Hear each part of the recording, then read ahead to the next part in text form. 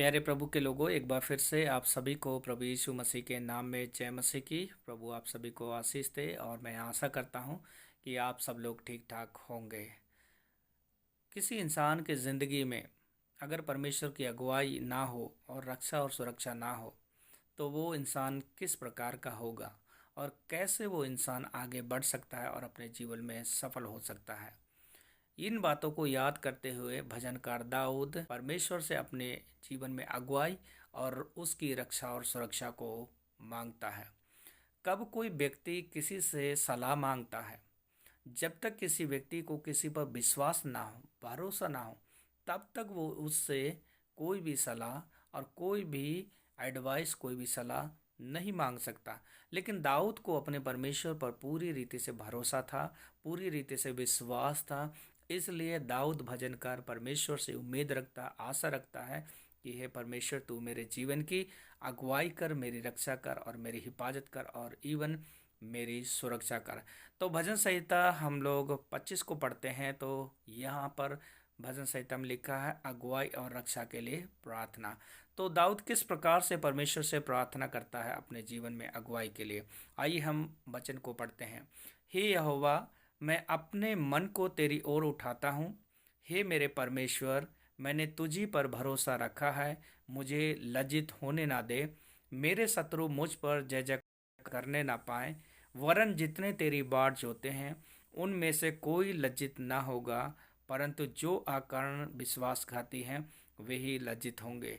दाऊद यहाँ कह रहा है, परमेश्वर मेरा पूरा भरोसा, मुझे पूरी उम्मीद है, मुझे पूरा आशा है तुझ पर, तेरे वचन पर और तेरे कामों पर, क्योंकि तू अगुवाई करने वाला, रक्षा करने वाला और सहायता और मदद करने वाला परमेश्वर है।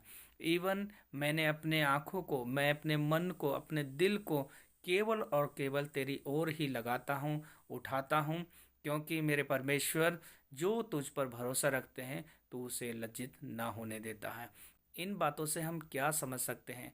दाऊद कहीं ना कहीं किसी न किसी समस्या में है, किसी न किसी परेशानी में है और ये बात को कहता है कि मेरे शत्रु मुझ पर जय जयकार ना करने पर, अर्थात मेरे परमेश्वर, जो मेरे दुश्मन हैं, जो मेरे सताने वाले लोग हैं, जो मेरे विरोध में हैं, उनके सामने तू मुझे लज्जित ना होने देना, तो उनके सामने मुझे शर्मिंदा ना होने देना। इस प्रकार की बातें करता है। इवन ये भी कहता है, जितने तुझ पर भरोसा रखते हैं, जितना तेरे नाम को लेते हैं, उनमें से कोई भी लज्जित ना होगा। अर्थात अपने जीवन के साथ साथ वो ये भी कहता है कि हर एक व्यक्ति जो तेरे नाम को लेता है, तुझ पर भरोसा रखता है, तेरी अगुवाई पाने की उम्मीद और आशा रखता है, उनमें से किसी को तू लज्जित ना होने देता है।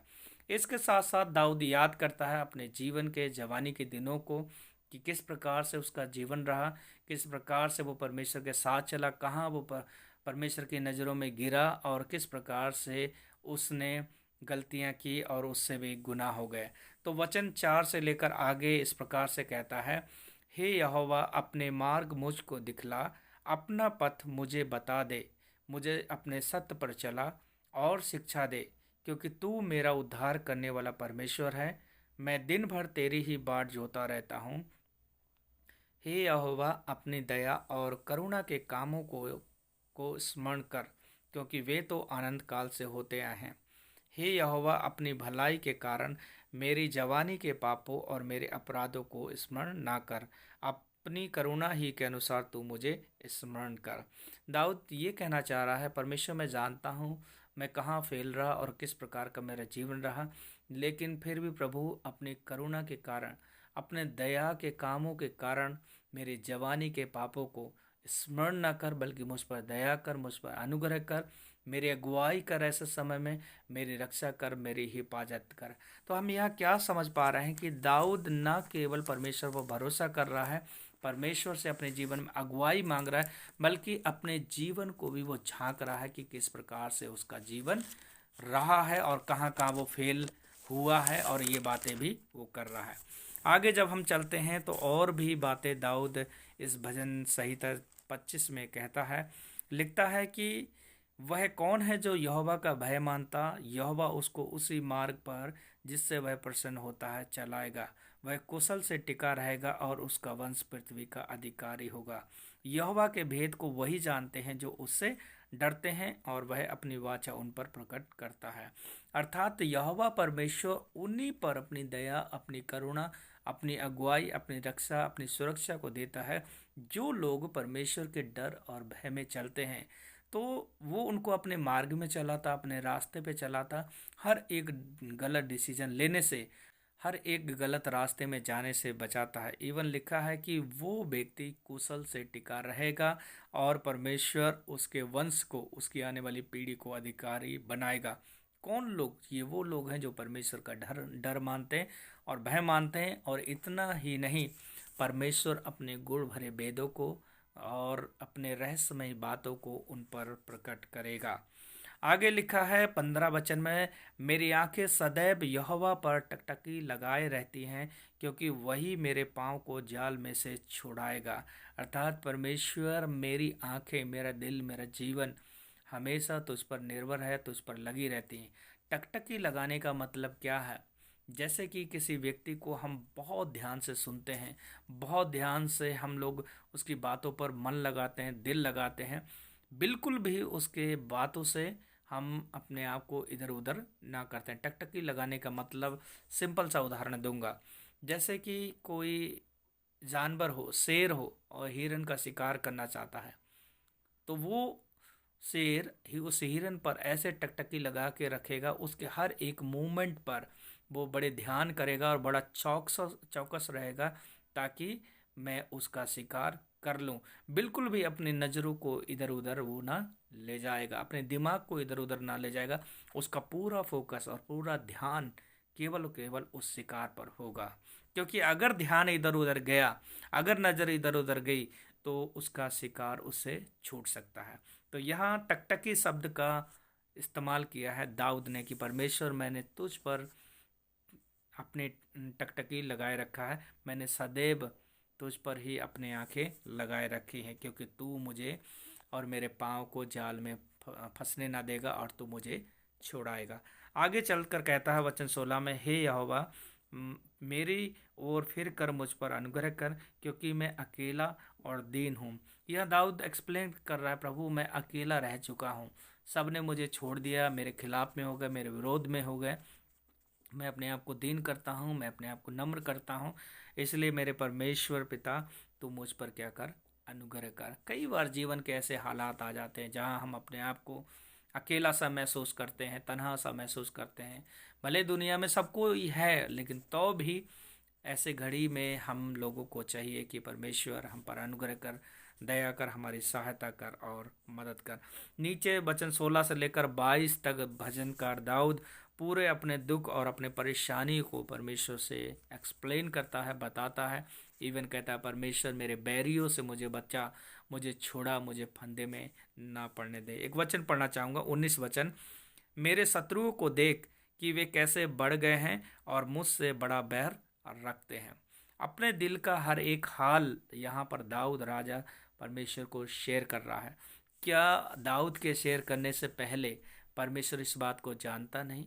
क्या दाऊद के परमेश्वर को बताने से पहले क्या परमेश्वर ये सारी बातें नहीं देख रहा?